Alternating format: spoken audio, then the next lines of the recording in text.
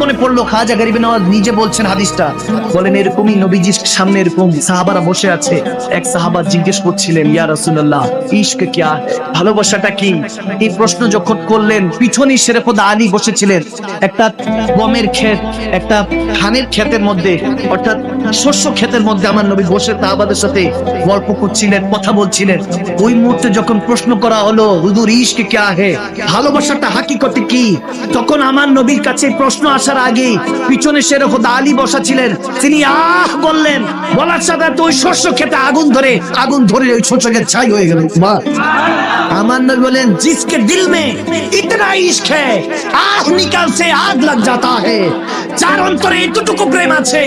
আহ বের হতে দেরি নাই আগুন লেগে যায়, বুঝবা তার অন্তরে আল্লাহ ইশক রেখেছেন,